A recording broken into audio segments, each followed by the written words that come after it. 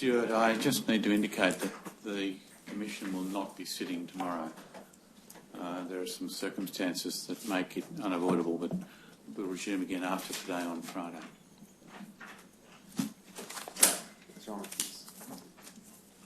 Mr. Ali, or Ali, was in the witness box.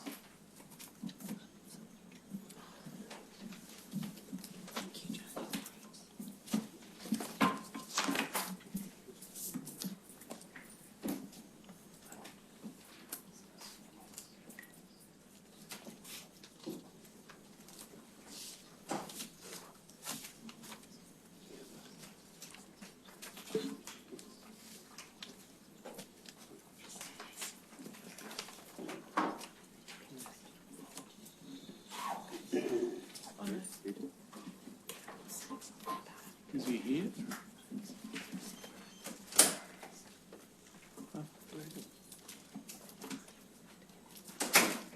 on his way there.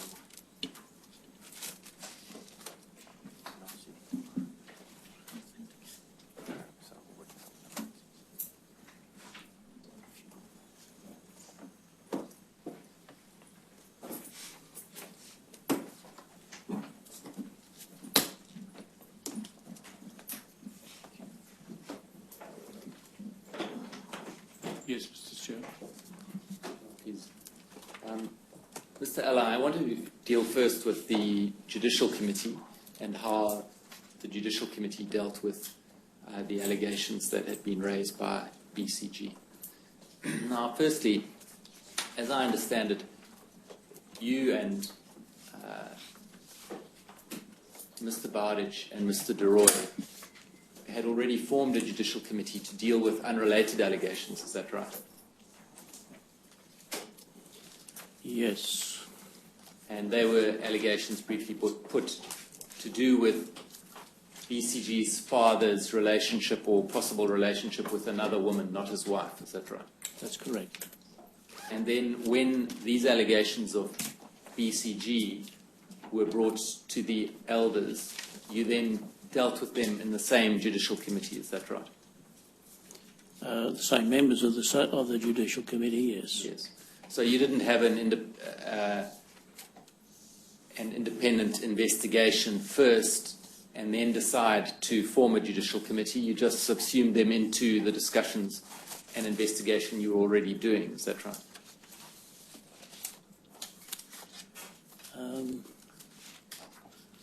I know it followed fairly closely, but I'm not sure of the time element there, no, but it was tied in pretty much together.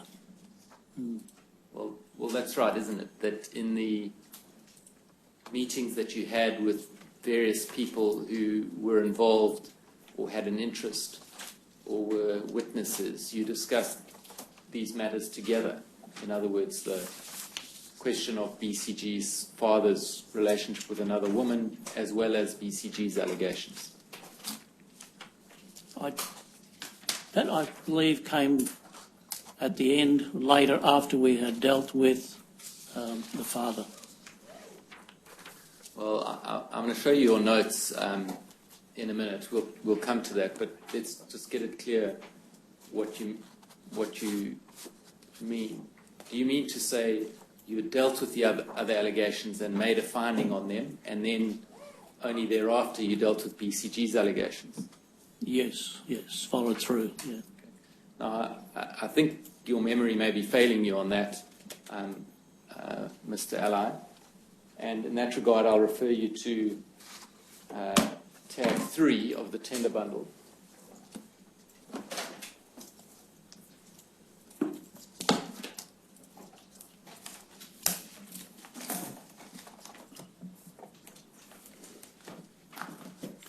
You see, this is the report of your Judicial Committee. We can scroll down and see the names at the bottom.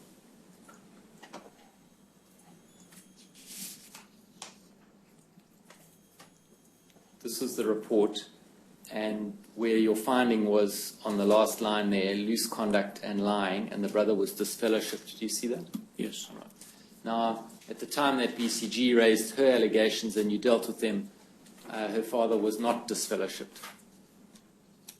Not on those allegations, but on what we dealt with him of an immoral course that he had taken with his wife. That's the founding or the findings that we had that we referred to on that loose conduct line. Yes, I see that. But at the time you dealt with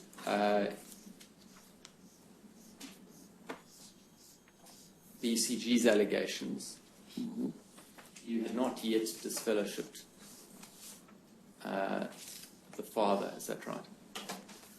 We had taken the steps of announcing that disfellowshipping. Well, we had completed that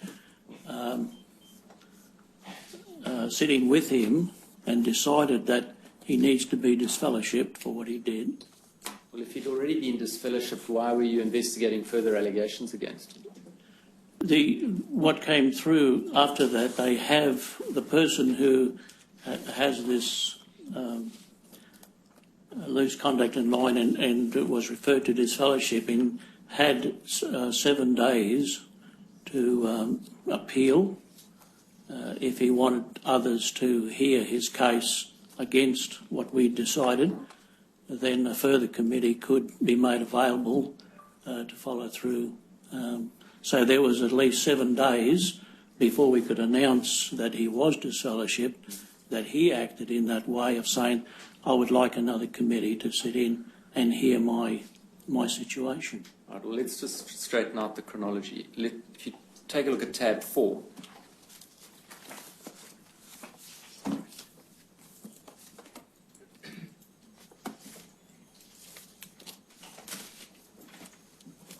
You see, this is a memo addressed to Ron DeRoy, Kevin Bowditch, and Dino Ally. Do you see that at the top left? I do.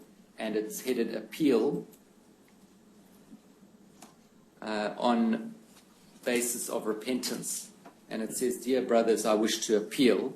And then it goes on and it's difficult to read. But at the end, you'll see that it's signed by BCH, that's BCG's father. Let's go to the foot of the page. And you'll see it's dated 19 July 1989. Mm-hmm. Okay, so do you accept he appealed on that date? That's what the appeal was. That's what he appealed, yes, on that basis. So your decision to disfellowship him obviously preceded that. Yes. It was on that day or it was before that day? Yes. Yes. All right, now if we go back to tab 3. And go to the top of the page. It's actually undated except for a date stamp that says SD 7 August 1989. Do you know how that stamp came to be applied there? No, I'm not sure. They would suggest it's the service desk received that on the 7th of August 1989. Okay. And if we go to tab 5,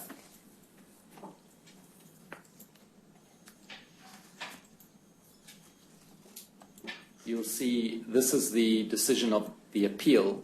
Do you recognize the names of the appeal committee there, Messrs. Bennett, Wilson, and Maraziz? I do. And that's dated 23 July 1989. You see that? Yes, yes. And there's a stamp SD 7 August 1989 at the top of that page as well. Yes. I take it, again, you don't know how that came there, but it looks like it may have been service desk. I assume so. Yes. Yeah. Now, I'd like to show you some handwritten notes. I must just caution you and unredacted. You give them an unredacted.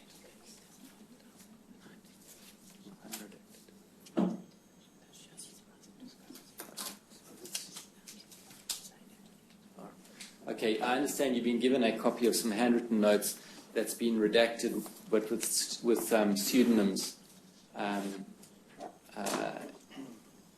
inserted where the redactions are. Is that right?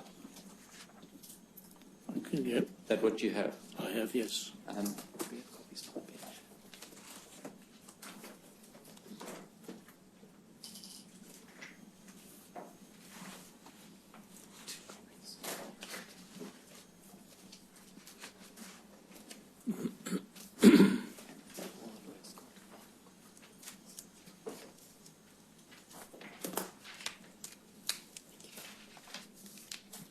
So what I've handed up, and have also been given to my learned friends, as I understand, is some handwritten or manuscript notes, as well as a best effort to transcribe those notes and type them out.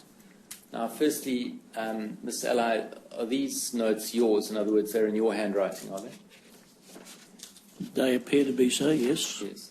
And in fact, you gave evidence about these notes in one or other of the criminal trials, is that right? I can't remember, but I was there, and I think that was the case. Yes. Now, you'll see that these, this appears to be, or these notes appear to be torn from a notebook with a spiral binder. Do you see that? Yes. And at the top of the pages, they numbered in manuscript.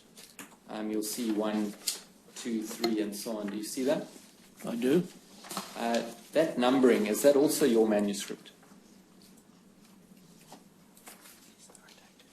It appears to be so, yes. Yes. And you'll see the notes start. It says Notes of Investigating Committee, and it's got 1 June 1989. Do you see that? Is that on the first page? On page 1, on the first and second lines. Is Notes of Investigating Committee 1-6-89. It could be a fifth or a sixth. That's the way what's shown to me here. Okay, well, either way, that's fine. And if you look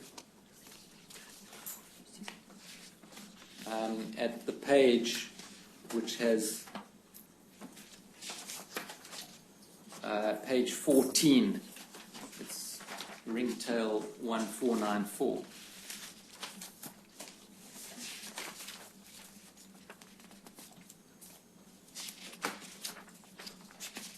Right, do you see that?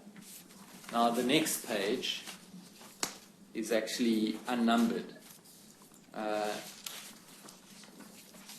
It's at 1495, and at the foot of that page it says 19-7-89 BCH appeals faxed to Kevin. Do you see that?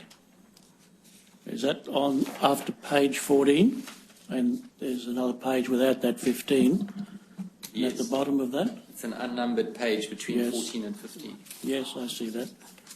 And then equally after, at the back of page 15, there's an unnumbered page. At the back of page 16, there's an unnumbered page, and so on. So, can we take it, Mr. Ally, that the pages that precede that unnumbered page on the screen now, which is the back of 14, deal with matters that you dealt with prior to the appeal?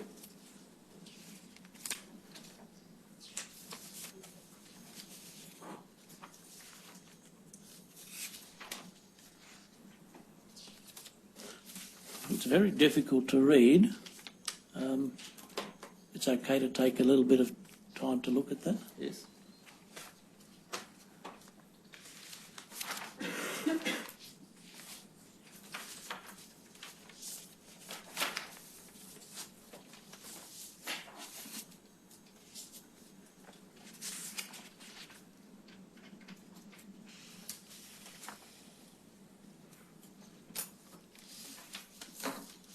I'm not sure, but it possibly could be.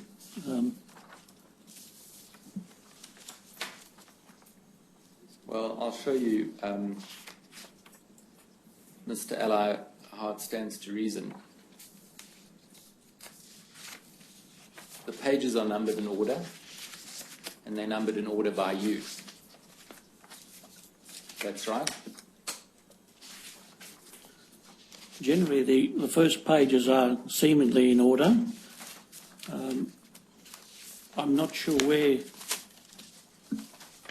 I'd probably need a bit more time to sort of peruse through that to make a judgment on that. We'll have a look from page 11.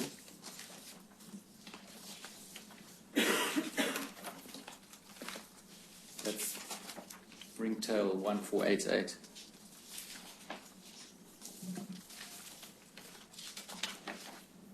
Yes. And you'll see that that page, as it's reflected there, has the torn off part of it at the top of the page. Yes.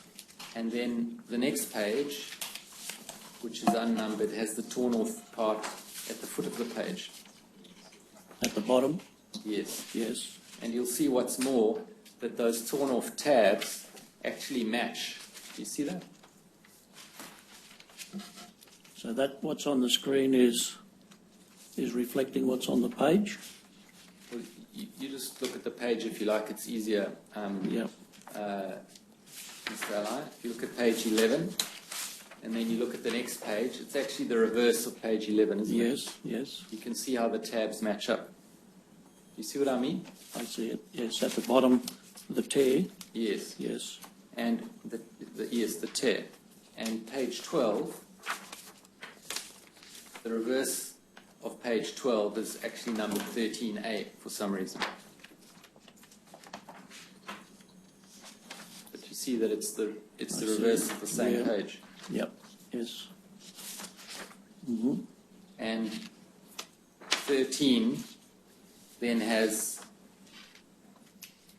the page following 13 is the reverse of page 13. Do you see that? Yes.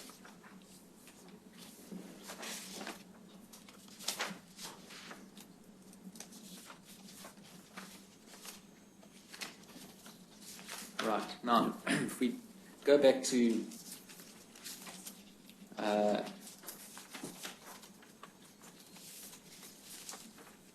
earlier in the piece, and in particular, if you take a look at page 4, so it's ringtail 1481.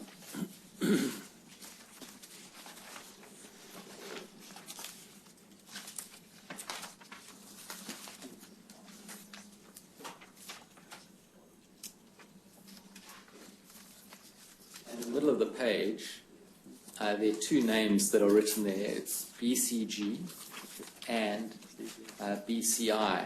That's BCG's mother. And those are underlined twice, those names. And then it's got a dash, and it says molesting, exclamation mark, 4 or 5 times. Now, what this suggests is that your committee met with BCG and her mother. Is that right? And below that are the notes, your notes, of what they told you.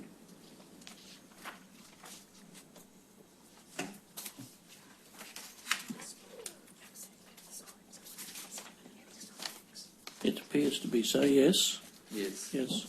And then you'll see towards the foot of that page, in the left-hand margin, it has BCG's mother's name written there, BCI, colon, dash, and it says that BCH has gone to something and it carries on. Do you see that?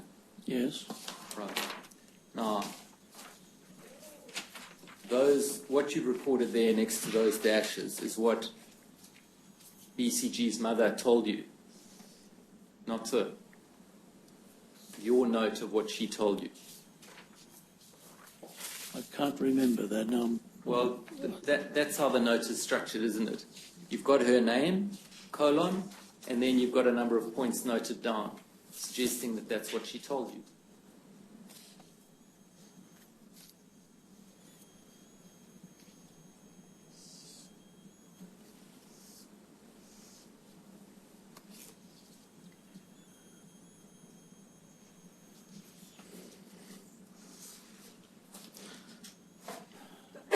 Seem to be struggling with that.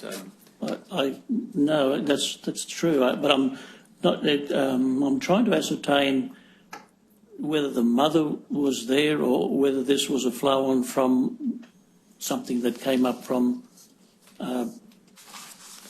If it was BCG, Well, that's the only thing I'm not very sure. go No. back to the beginning of the notes. You'll see the way in which you've structured them which stands to reason and is the way anyone else would structure their notes, is they write, you write the name of a person, you underline it, you put a colon, and then you make notes of what that person's told you. And it starts on page 1 with the name which it's redacted, but I can tell you, I have it in front of me, it's one of the people involved in... Well, do we have the original document? We don't have the original, we only have photocopies which we got from the police, but we can show the witness an unredacted I think you copy. should do that.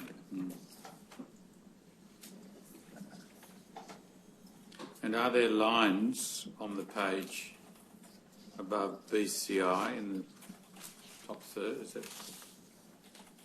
the photocopy that I've got rather suggests that someone's been drawing lines between people who speak. There are indeed lines on it. That's on the page, manuscript page 4. 4, and it seems to be the same on 5. There seems to be a pattern of ruling a line across when you get, and the same is true on 6, I think, when you get to a different person and notes being taken, and it goes on through the document as I see this copy anyway. Do you see that? I see what Your Honour has been saying, yes. So now, of course, this happened a long time ago. You may not have a clear recollection of the actual events, and you can tell us that in a moment. But the important point here is we're asking you to interpret your own notes. Now,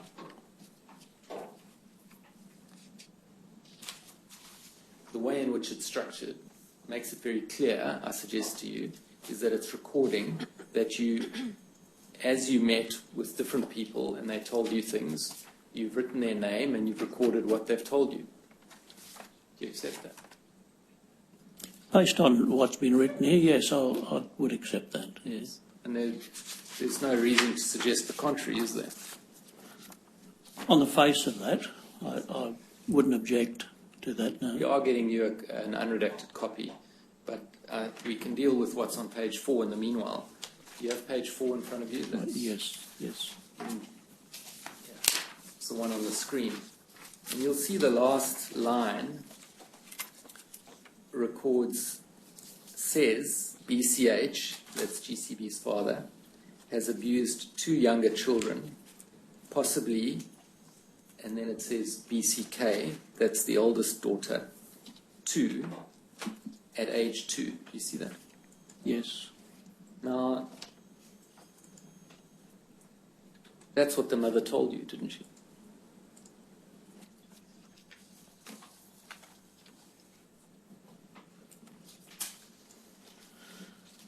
Again, I'm not sure that that was the mother. It may have been. It may have been. Yes. And certainly you were told it, if not by the mother, then by BCG herself.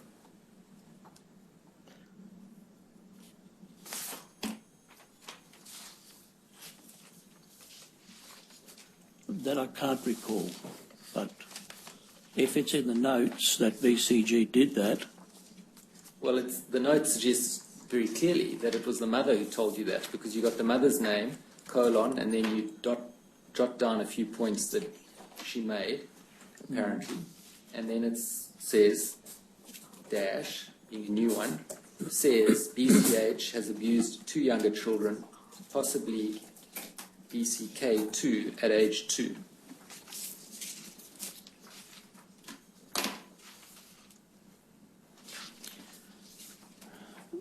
That's on the basis. It's very difficult to do that. One can assume that wherever I put a dash in the notes against the name, that one can assume that that person said that. Yes. And then if we look at page 5, you'll see it has BCK. That's the eldest daughter. And it's underlined twice, and it has a colon, and then in brackets it says by herself. Do you see that? Sorry, I'm just still looking. BCK. There's an unredacted copy you've been given now.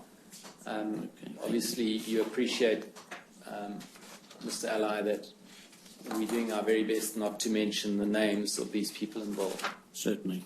Yes.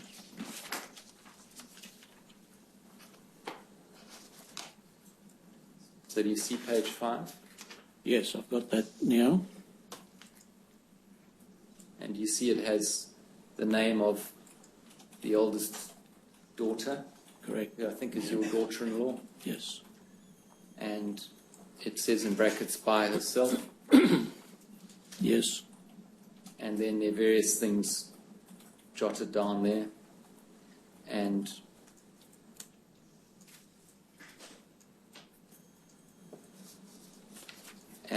in the 9th line,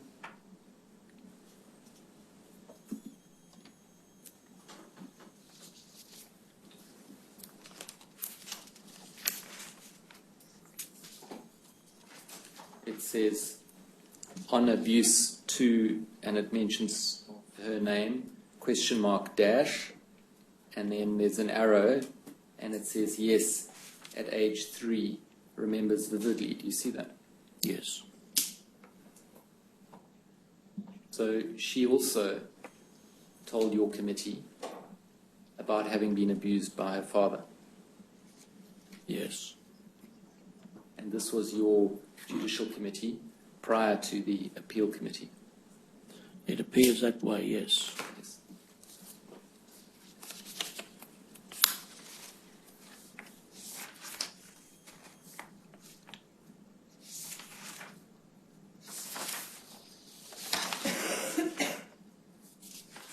And then,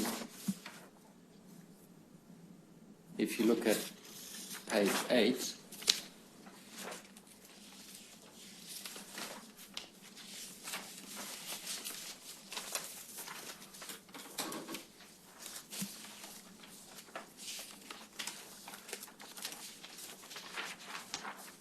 you'll see this on the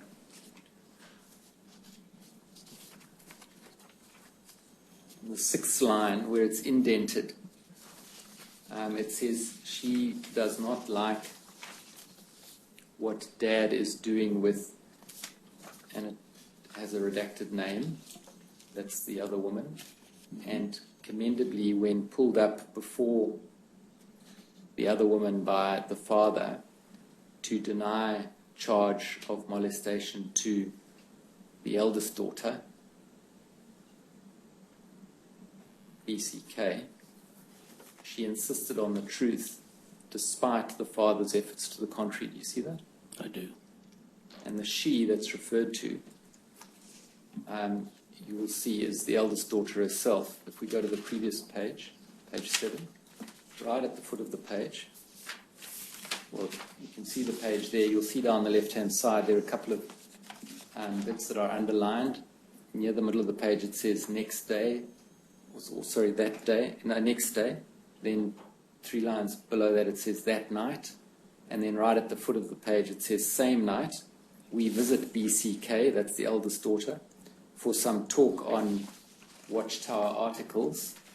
And then it says over. And when one goes over the page, it carries on. And what it records here, does it not, again, the elder daughter confirming that she herself had been abused by her father.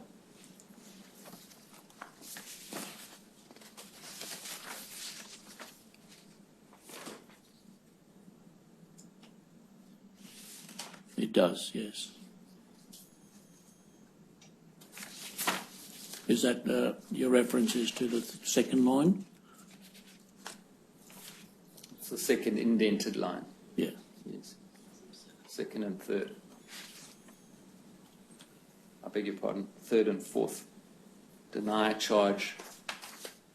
Well, one has to really read it as a sentence. She, that's the eldest daughter, does not like what her father is doing with the other woman, and commendably, when pulled up before the other woman by the father to deny the charge of molestation to her, she insisted on the truth, despite the father's efforts to the contrary. Yes.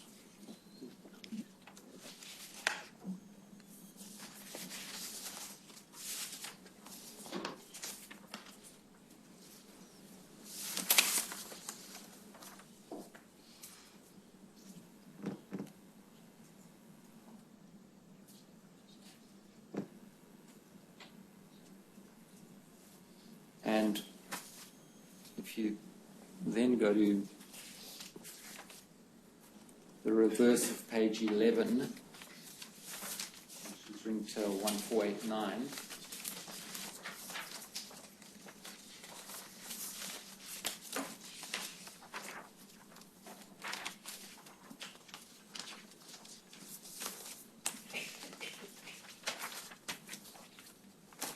perhaps if we can just go to the previous page, you'll see the foot of the previous page, there's a date, 17 June 1989, met with BCI, that's the mother, and BCG. And then over the page, counsel given on confiding matters of family to congregation members used articles and scriptures. Counsel given to BCG also on same matters using above articles. Also on attitude to mother. Encouragement also given for her honesty and in seeking help. 1 Timothy 5:4. Counsel given to the mother on her part as subjection to the father could have helped cause separation and subsequent matters. Used articles and scriptures of her responsibility. Encouragement to help family. And then it says, interesting that both mentioned the eldest daughter as admitting to another, in inverted commas, attempt of molesting by the father when going to school at, and it's unclear, can you read that, what age that is? At something Primary, age? probably primary school. Well, it's got primary in brackets. The word before that looks like age, and before that it looks like it could be 10. At something crossed out, 10. At something Primary with a question mark, is that what you're referring to? just immediately before the primary with a question mark. What are the preceding two words? That he was, when going to school at a later age? That's Do you think at later age? Okay. Primary in with a question mark, need to check statement. And then quest. I take it that means question. question. Should one be studying with younger children even for short time until things settle? Question mark. Do you recall what was that? What was that reference? I'm not sure. And then you see there's an arrow down from where it said need to check statement down to what's then written below that. I do, yes. And it says the father took the eldest daughter's hand to place it on his private parts. She pulled away and refused to speak with him for some time. So what this is the report from the mother and BCG about an incident involving the eldest daughter. Is that right? Yes, this was during our meeting, it seems, yes. Yes.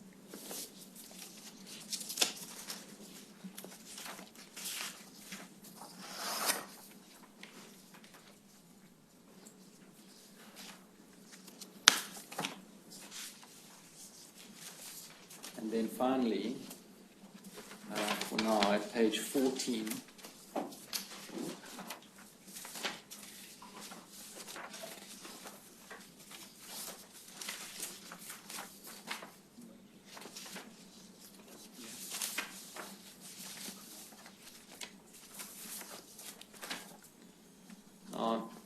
just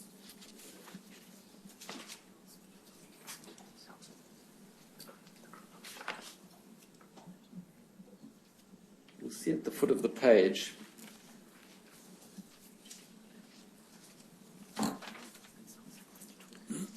it's recorded, it's got the father's name.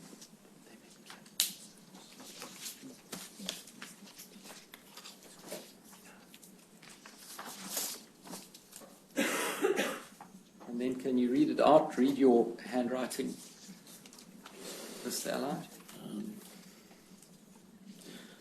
BCH has admitted, is that Yes. the line? Okay. BCH has admitted to all things and also said that whatever BCG has said on molesting was true. So the father told you and your committee members that he admitted to all things which you've underlined, and also said that whatever BCG had said on molesting was true.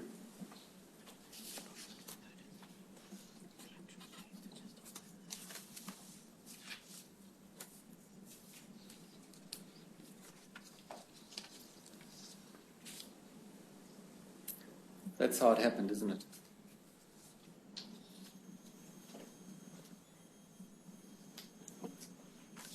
Is that a question? Yes, that's how it happened.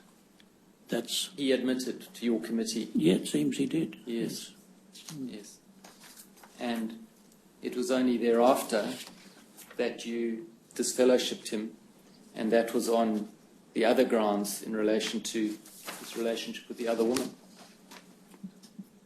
Yes. Yes.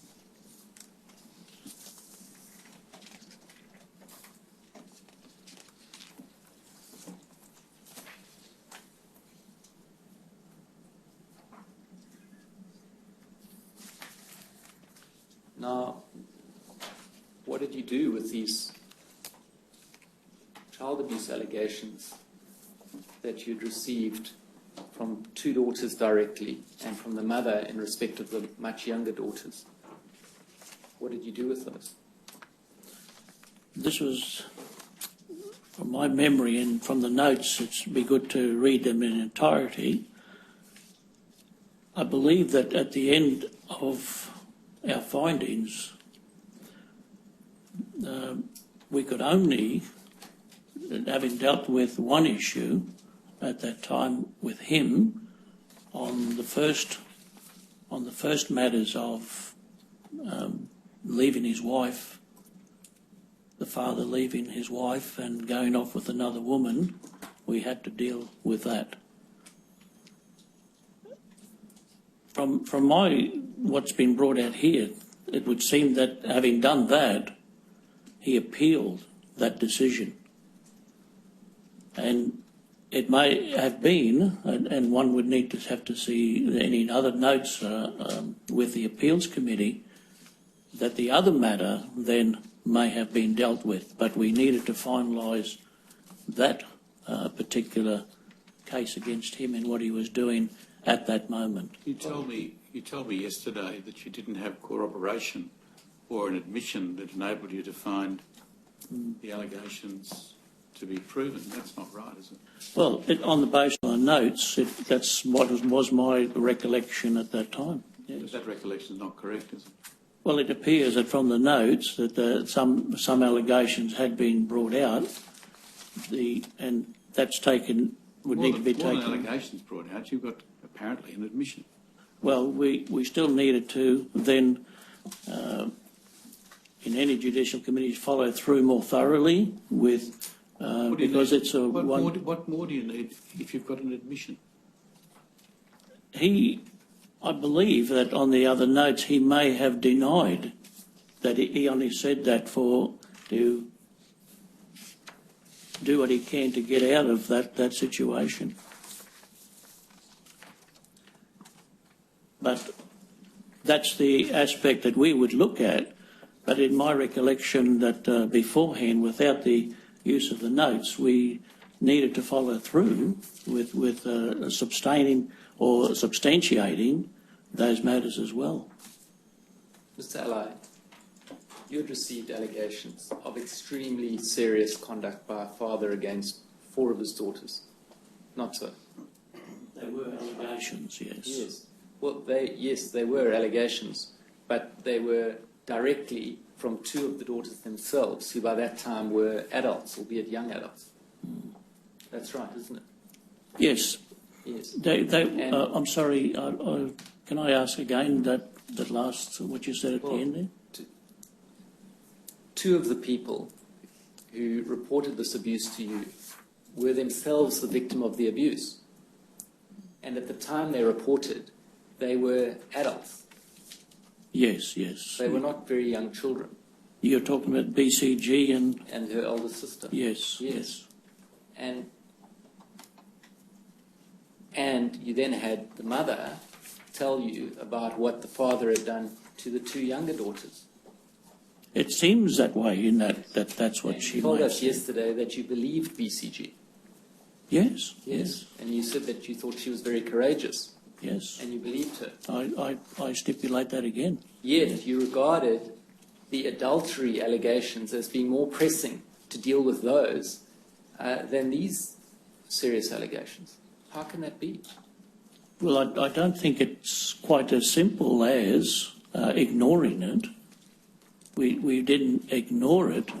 It simply was in the process because it only taken a day or two or whatever. I think the dates look at how long this process took, and it was very, very quick. Well, It did not take months or anything like that. It continued to be dealt with. the dates don't bear that out. It started on the 1st of June. You suggested it might even have been the 1st of May. By the time you were told by the mother and the sister, it's from the notes it appears still to be the 1st of June, and it goes all the way through, and it's only on the 19th of July that there's an appeal. So your finding on the adultery was on the 19th of July or shortly before. It took a very considerable time. Yes, within that month, but it was still had not been ignored. I would suggest from the notes here. This man, to your knowledge and belief, on the information you'd received, was a danger to young girls, wasn't he? Certainly it was. And what did you do about that to protect young girls in your congregation and worldly young girls? Well, in BCG's case, for a start, because we had the charge or accusation made about other children within that family, that had needed to be substantiated, but it was a process of following through, and it was to acquaint even with the innocent parent, following through with what she had to say, what other things could we do to support that. In BCG's case, she was taken out of that environment immediately. So the protection was extended to her because it appeared that I think it was still current or had been coming up to that time that we needed to deal with that. Let's take a So look at it was an immediate thing in her case, but it needed time then to follow through with the others. Let's take a look at your statement. At Ringtail 0003, paragraph 5.6, so it's at the foot of the page, numbered as 6. Is this my personal statement? Yes, your statement to this commission dated the 10th of July. It will come up Yep. on the screen in a moment. Could you give me that reference again, please? It'll come up on the screen for you, but it's on page 3 of your statement, and it's paragraph 5.6. You'll see you say there, the Judicial Committee did not feel it had clear proof of the allegations of child sexual abuse from either party. Now that's correct, isn't it? You did not feel you had clear proof. At that time, no. And that's wrong, because you did have ample proof, didn't you? Again, we hadn't dealt with that. We did not have clear proof because it's still on a one-to-one basis. Well, that's what you go on to say. You say it was one person's word against another. Do you see that in that statement? But that's not true. It was 3 people's word against another. It was the eldest daughter, it was the next daughter, BCG was 17 at that time, and it was the mother. Mm-hmm. So it's false what you've written here, hasn't it? It wasn't one person's word against another. It's, again, in making that statement, that was my recollection. And then you say, however, the committee concluded it had a basis for disfellowshipping BCH for his conduct with the other woman and his lying. Do you see that? Yes. So you dealt with them together. You felt you didn't have sufficient proof on the child sexual abuse allegations, but you did on the other allegations, not so? Well, we had proof on one instance which we could act on, which we did.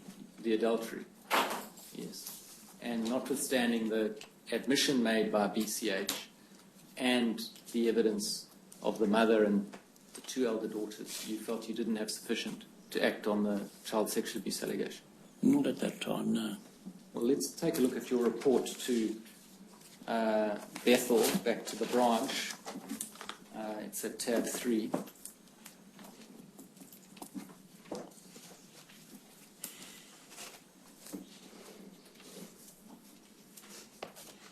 So this is the report that you wrote on your Judicial Committee hearing, and it's signed by you at the foot of the page. Do you see that? Scroll down.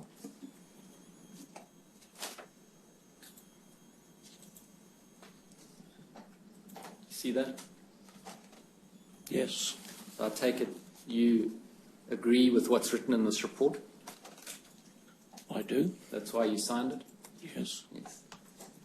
And you can take a moment to read it, but there is nothing in there about the child sexual abuse allegations, is there? No. So you don't even report to the branch that the allegations were made? No, we don't. We didn't. Now that, even under your own procedure, is a very serious omission, isn't it?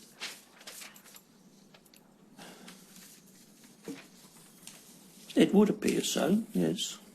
Because very serious allegations have been made against someone, and even if they're not accepted by the Judicial Committee because it's one person's word against another, they're supposed to be reported in case other allegations are made in the future or other similar allegations have been made in the past. That's what's supposed to happen, isn't it?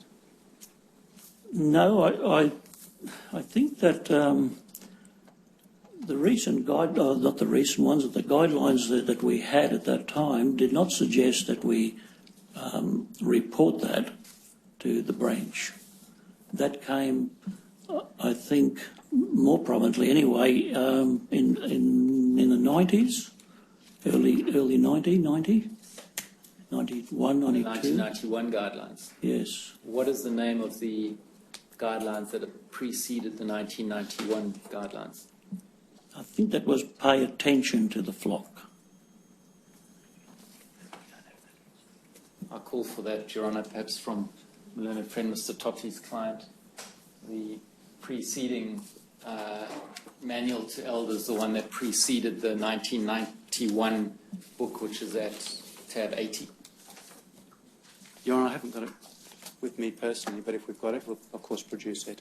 I'll have instructions taken straight away to ascertain its location and have it produced to the Commission. Thank you.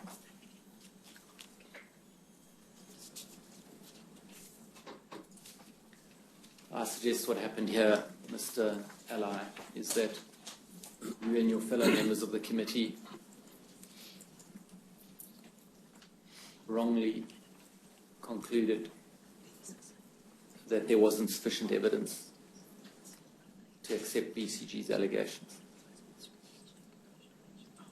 That we'd wrongly concluded it. Yes. That I don't see it that way. I'm sorry. And you then just ignored those allegations. No, You no, didn't that's incorrect. You didn't even record it in your report to the branch. No, we needed to report what we had, our findings were as to this person, but we did follow up, I think, within a reasonably very short time on the other allegations. Well, what then happened is there was an appeal by BCH, Yes, and the allegations were resurfaced in the appeal. Is that right? yes, And in the appeal, BCH admitted the allegations. I believe so. That Well, could have been the case. You were there, weren't you? I was there as a listener or a bystander. Yes. Yeah. So there was We're not directly involved. There was an appeal committee of elders Bennett, Wilson, and Maraziz. Joe Morozes? Yes. Yeah. Were they from another congregation? Yes. And the judicial committee of you and Mr. Bardich and Mr. DeRoy, you were also present during the appeal committee As hearing. witnesses, yes. Yes. And in that hearing, when confronted with the allegations, BCH then admitted that he had abused his daughter, BCG. I can't remember that. That may have happened.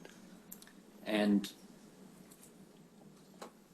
in any event, the appeal committee then confirmed the disfellowshipping and added to the grounds you had found of loose conduct and lying, added the grounds of porneia in the form of gross sexual acts against his teenage daughter 5 or 6 times during the latter part of the previous year. I believe so, yes.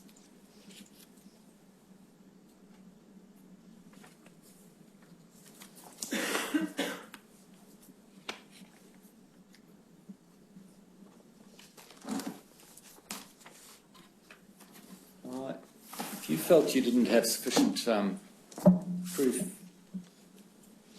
Mr. Ally, did you consider reporting these matters to the police? No, BCG didn't ask you not to report to the police, did she? no. Even after the confession by BCH, you still didn't consider reporting to the police? I can't recall that she did, no.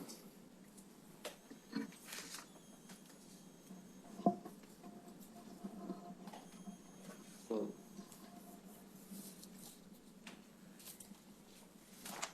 I asked whether you considered reporting the matters even after the confession.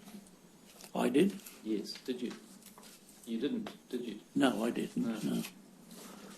And can you explain why not?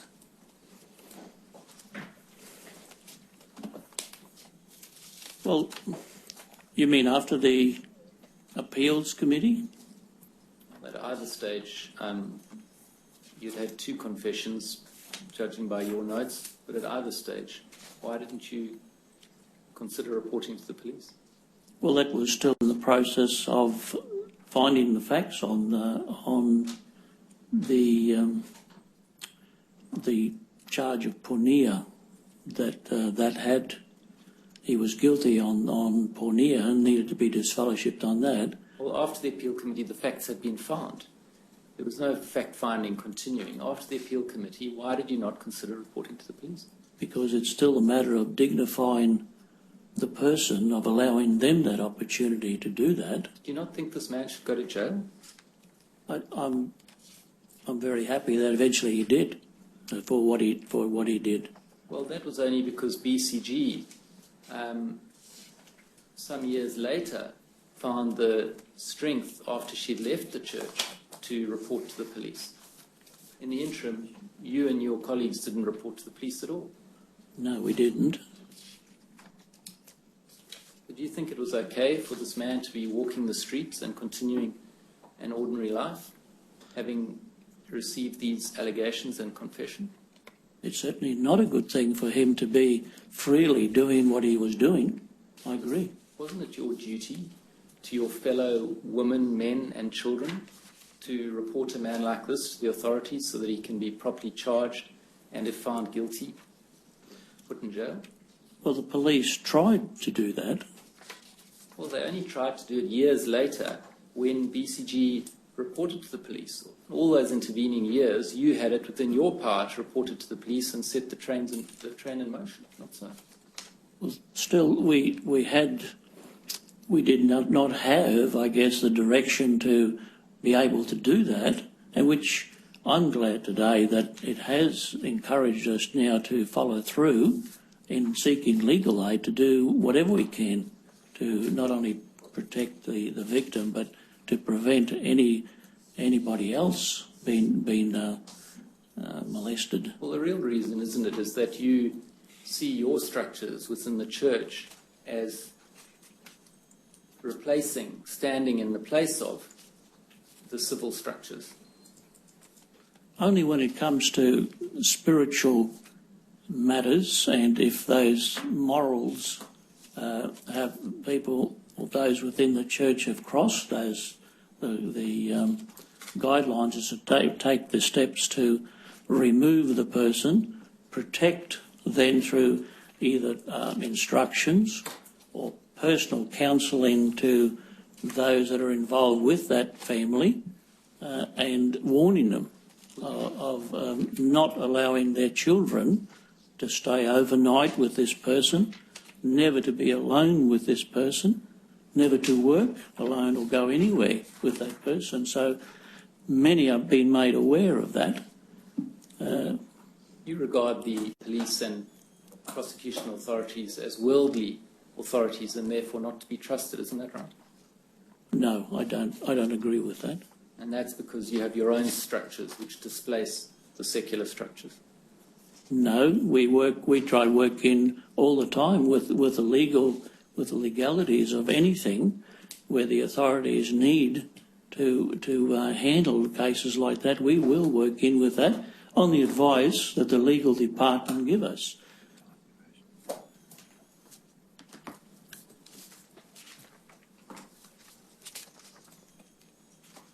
Further questions, John? Does anyone else have any questions? Yes. Yes, I will, Your Honour. I'm just having some difficulty reading some of this to formulate the questions. A little bit of time. What do you want me to do? If I could have 5 minutes before I've now been given a transcript of the handwritten notes. I'm just trying to. I think you should go second anyway. So, Ms. David, Yes. Yes, thank you, Your Honour. Just to be clear, in relation to the confession that you have noted in the notes that were just read out to you with counsel assisting, do you not agree that that of itself is proof, isn't it, according to the criteria of the judicial standards? It may be considered, but we needed to substantiate. But isn't a confession of itself, isn't that what your guidance says? That it can be either a number of witnesses to the one event or a confession? Of the same incident? Just a confession by the Of the accused? wrongdoer? Yes. Yes. So a confession of itself is sufficient evidence, isn't it, to prove that It matter? is. Yes. Quite But true. in this case, you just ignored it. No? Well, you weren't satisfied of it, were you? No, we needed, I think in it's hard to define that, but except to say that the person may say things on the spur of the moment because they needed to get out of that situation. We needed to follow through to make sure eventually that this was the case, that this was true, that we could act on that. So you have a person that you considered to be brave in the form of BCG, Yes. and a person you said yesterday that you believed and had no reason. In fact, you said you believed her. And then you also have a confession, but you choose to disbelieve the confession. Is that the situation? Well, the confession I don't think was a confession in the sense of saying that he meant it. This is what I'm conveying that. I don't understand this. Someone says to you that they accept that they committed what amounts to a serious crime, correct? And you say they might do that, confess to a serious crime to avoid a situation. I do not understand. Can you help me to understand what you mean by that? A person may say things, whether to get around something or not, and then deny it later, or try and prove it.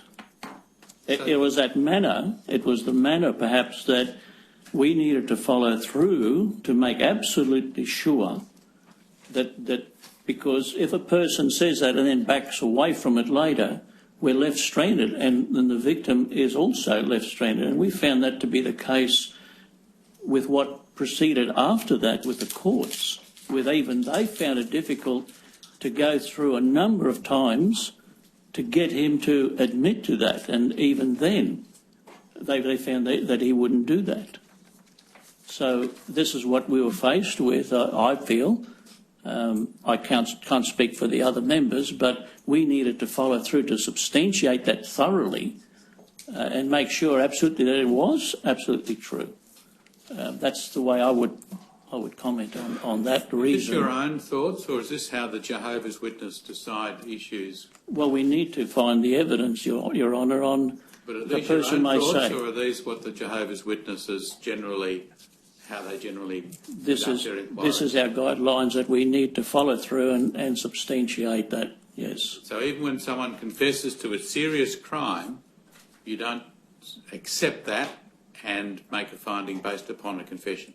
No, I think in certain circumstances we may have doubts as to the truthfulness of this person who was in a situation of lying already.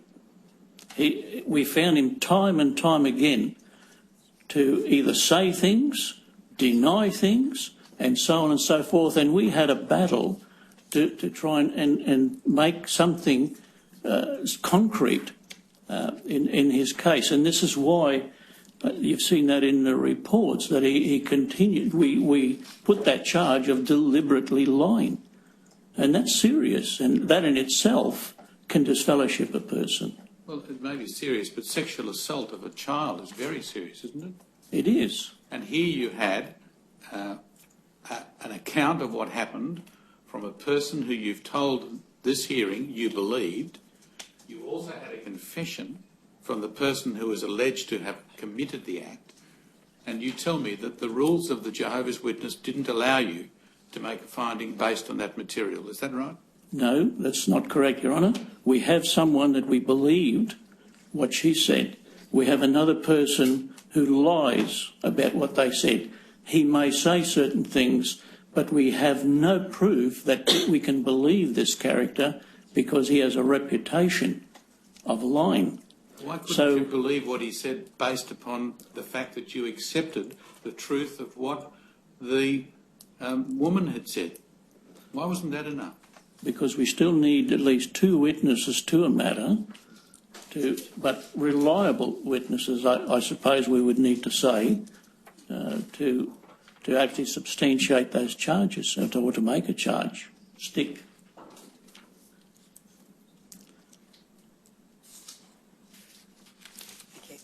Isn't it the case that that's not? It's not. It is a separate. It is separate, isn't it? You can rely. You're not authorised by the Scriptures to take congregational action unless it is a confession or there are two credible witnesses.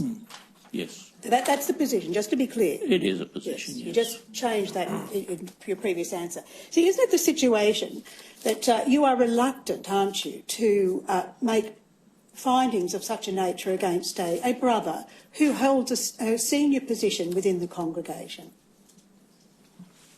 No. Why would we try and hide him from? Well, isn't it the Right. case that within the Jehovah's Witness faith, you are of the belief that ministerial servants and elders are appointed by the Holy Spirit? Isn't that the case? Correct. And that the ministerial servant, that BC8 was a ministerial servant.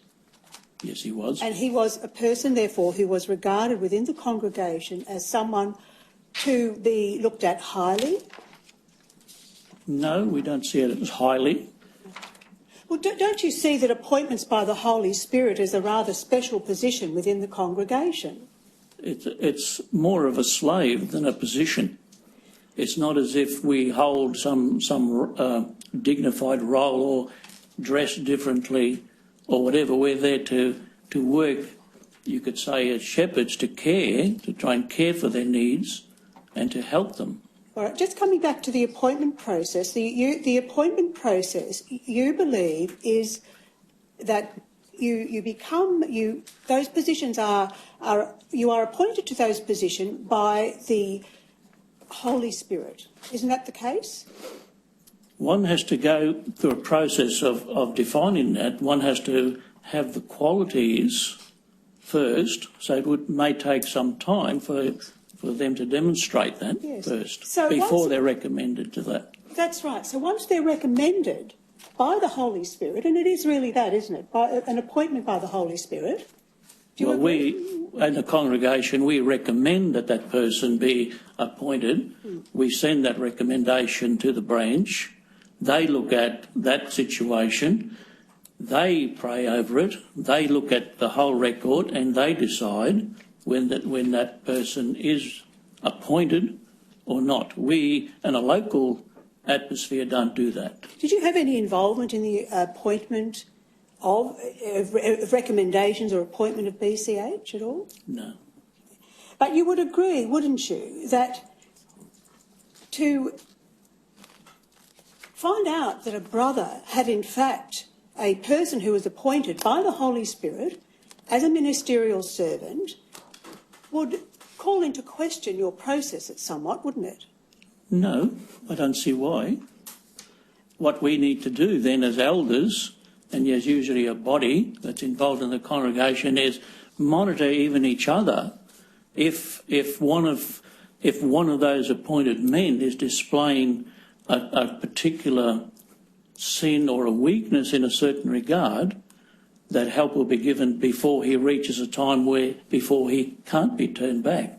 But if he continues in that course, then we can recommend his removal. But it does, you would agree though, wouldn't you, that it calls into question how people are appointed to these particular positions, that it calls into question the process or the rigour of the process, doesn't it? No, it doesn't. That people are appointed incorrectly. No, it doesn't happen that way. We need to follow the guidelines that the scriptures provide. For example, in the letters to Timothy, there is a whole list of things that those who do the appointments would go through, and the elders who go through that process would need to look at. See, I want to suggest to you that the purpose of the committee or the interrogation, and I'd like to call it an interrogation, of BCG during the committee process is partly designed to test her against a person who is considered to be an esteemed member of your congregation. I didn't quite understand what you meant by that. The process of interrogation was to, I'll rephrase it, is to protect in a way, or to ensure that, it's to protect the members, the elders and the ministerial servants of your congregation. Why would we want to do that, if I may ask? Well, that is because it's the case, isn't it, that women should be subjective to men in your religion, shouldn't they? They should defer to men. They're directed by the Bible and its principles to act on a role that he has qualified for them. It doesn't mean subjection in a sense of do as I say. It means to defer to men, doesn't it?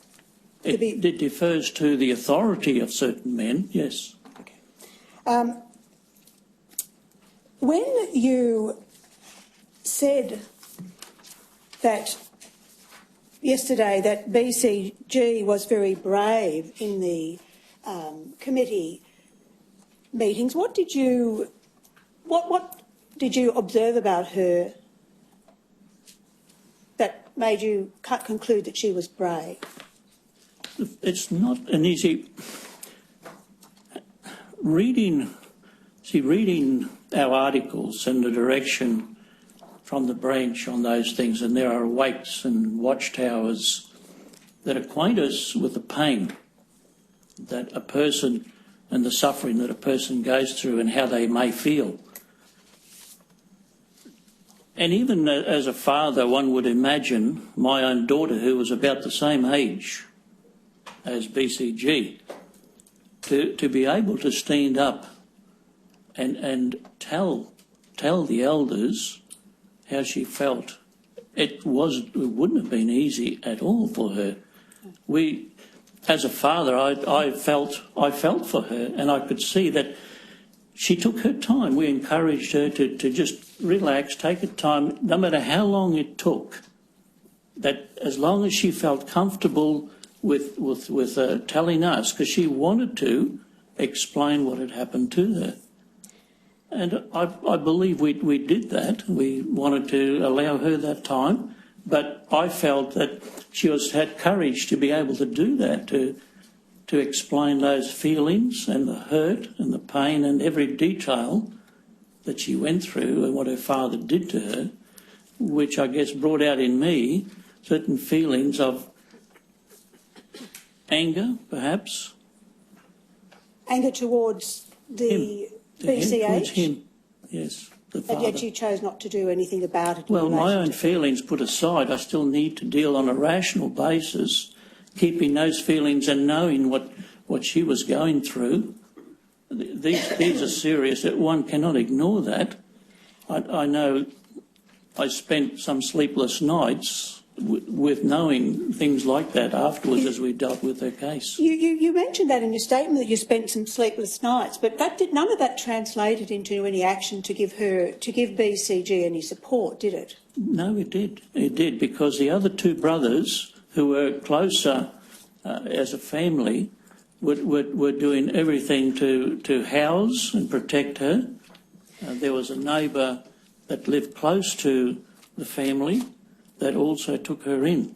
See, I want to suggest to you that she wasn't immediately removed from the environment in which she had been abused, was she? And I'm suggesting to you that also her father had ready access to her. My understanding at the time that it was very, very quick, though, that was given very, very quickly. And I also want to suggest to you, well, it's quite clear, isn't it? The young children weren't removed. The other sisters weren't removed from access to the father where he might further abuse them, were they? They weren't removed, no. No steps were taken, in fact, were they? No. Sorry? And no steps were taken to protect either BCG or any of her sisters? Well, I wouldn't say that, because now the mother also was involved, and what we normally do, if things progress very quickly to that, is to make her know that these things have taken place and to make some steps about protecting her children as well. Again, even she had the right to go to the police about what her daughter had gone through against her husband, if she so desired. You were aware that the BCG's mother, in fact, was aware of the abuse, had been aware of the abuse for some time, weren't you? She may have been, yes. But she took no steps to protect her children, notwithstanding her knowledge of the abuse. Possibly, and that's a pity if she did that. So you were aware of that at the time, weren't you? But yes, but it was still an substantiated. We needed to still follow through to prove that that's what he did to other children. But as my memory recalls, we took the steps that were open to us to try and acquaint them of that danger. Wouldn't you view going to the police as a system that would in fact assist you with ministering your faith? In this way, I want to suggest to you that if you had gone to the police, wouldn't it have been the case that they would have been able to properly investigate the nature and extent of the crime that was alleged? And that's why the abuser, the abused, or anybody in that family had the right to do so. But wouldn't it have been in your interest, wouldn't it enabled you to better attend to the spiritual needs of both the accused and the accuser if you have had some other system which would have enabled you to have a better understanding of the nature of the crime that you were dealing with? And I think we have that now. Yes, but we have that help. Yeah. But back then in 1988, 89, such was the case where we felt we took the appropriate steps, and you mentioned the police. That was a right that the family could follow through on. And we dignified that right. I mean, would we be stepping out of line? What if the person then didn't want that? The situation is that the whole process of the committees has nothing to do with protecting a victim, does it? the interest of... The process of the committee, it has nothing to do with protecting the victim of a crime, whether it's sex abuse or any other crime, does it? That's incorrect. Because isn't the primary purpose of your committee to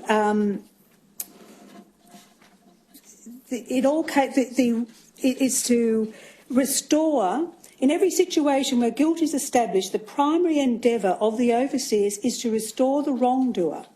Isn't that what it's all about? It's really about restoring the wrongdoer to come back to Jehovah, isn't it? We would like that to happen, but we also need to read the rest of that where it says if a person does not have that intention, does not care to, then that they will be dealt with. But the point of my question is this: isn't it the case that it has nothing to do with support or finding justice for a person who has been abused, for example? The process has nothing to do with that, does it? Of course it has. It's all part and parcel of finding facts and proving that, and then allowing that individual to follow through with any authority that he or she chooses to. But it's not within our capability or authority to override that and say, I will do that, I don't care what you say. That would be up to that person to follow through with that course. That's my understanding. You would have to concede, though, wouldn't you, that you are completely ill-equipped as an organisation to protect victims such as BCG? I disagree. In what ways do you say you are equipped to assist them? Because we have the directions through their publications, through letters, through the schools that we attend every 2 years. We have visiting brothers or representatives called circuit overseers. We had district overseers who would visit either every 6 months and so forth, that we could discuss further or ring at any time if we needed to, some little clarification on whatever we needed to do. So we had all the helps are available to understand and follow through on the guidelines that we had at that time. You talk about follow through, but you don't actually say what you actually do.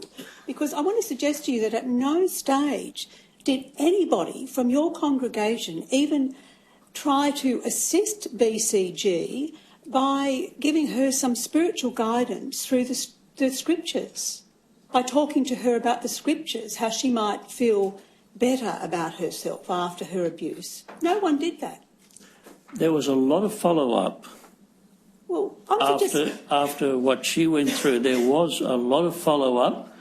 There was a lot of interaction with certain families, and you will find that once Kevin or Ron are here, you're probably, because they were closer, I know that they did follow through with visiting and supporting her in every way, even with any activities that came from after that. You personally did not and have no personal or direct knowledge of her being given any guidance through the scriptures, do you?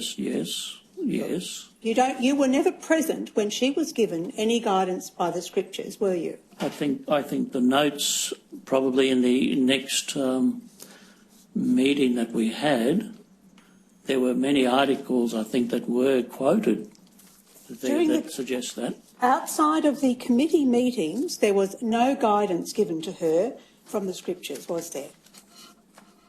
I can't recall myself doing that, no. And at no stage did you ever tell her that you believed her, did you? That you believed that what she said about the allegation against her father was true? I don't recall ever saying I don't believe her. No, my question was, you never told her that you believed her, did you? I can't recall that, but...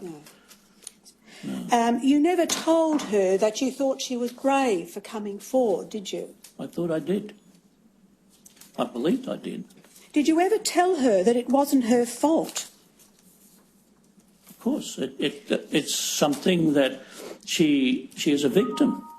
Well, I'm suggesting to you that at no stage did you ever say to her it was not your fault. I believe we did. See, were you aware of the gossip that was going around at the particular time where people were accusing, in the congregation, were accusing her of lying? No. No. So you weren't aware of that in your small congregation? That others were accusing her. Yes, there was gossip about her, that she was had been telling lies. I can't recall that, no.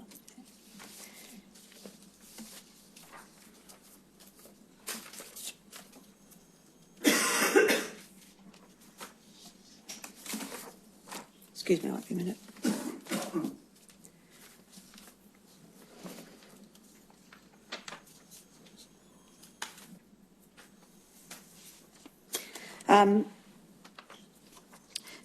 After that she attempted to commit suicide, obviously that would have alerted you to the extreme distress that she was experiencing. You are aware that she attempted suicide some months. I can't recall that. You can't recall no. that. So you certainly don't then recall giving her any comfort or guidance after that incident. I can't recall myself personally being involved in that. The other brothers, of course, did because their families worked closer.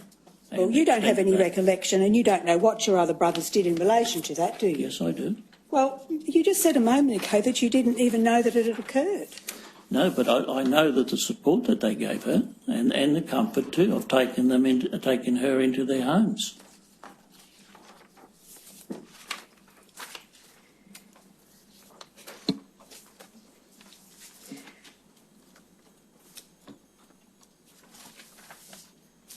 Just excuse me for a moment, Your Honour.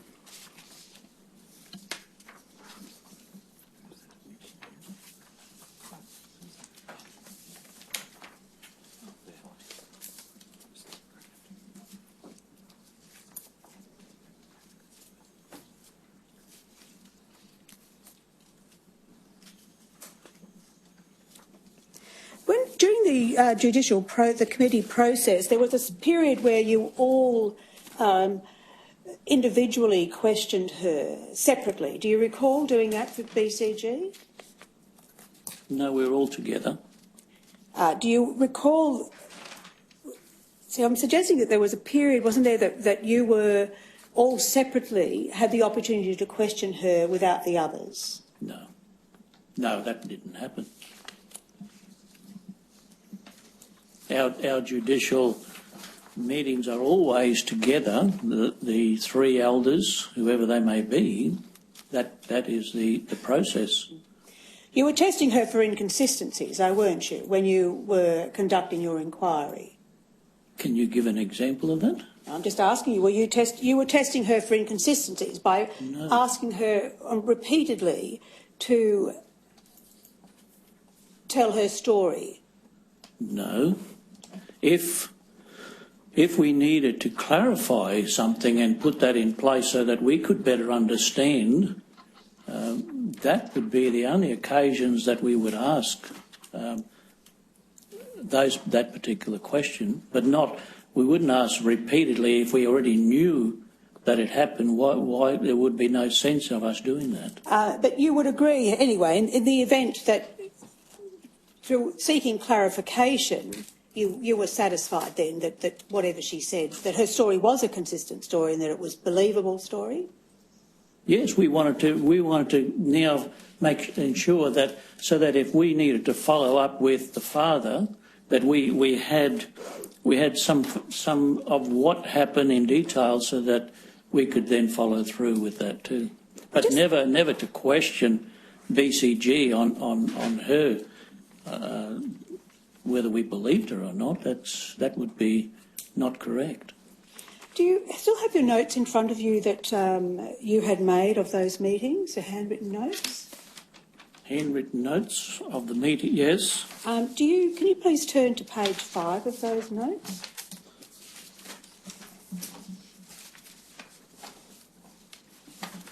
Yes. If you could please turn to the bottom of page 5, do you see there that it says this, that there was it has BCH, BCG and BCI. So obviously that was relates to BCG and both her parents. Okay, yes. If you look down, it says that when faced and his accusations, he denies all at this point. Then he says all or part of parental training, and yes, kissed on mouth and hugged tightly, but that's all. So did you counsel him about the appropriateness of that sort of parental training? Well, some cultures do that. So kissing on the mouth and hugging in a way that clearly BCG considered to be inappropriate and frightening to her, you consider that to be appropriate? Not with everybody. Not with everybody. To explain, I'm an Albanian by birth. My parents were Albanian, so they're from Europe. There is cultures there where children and parents do kiss as such. It means affection, and it is taken as such, and that's why, in answer to you, that even here within our own area of Australia, country of Australia, we have cultures who do follow through that with that. He was a person of Hungarian. In Queensland, or in Australia, would you not consider that such a kissing of the mouth in a manner that was clearly constituted an affront to the person being kissed would constitute some kind of an indecent assault? I would that in now, yes, that would be considered by many as that, yes. And that was... Ms David, I think we must take them all together. Yes, sorry.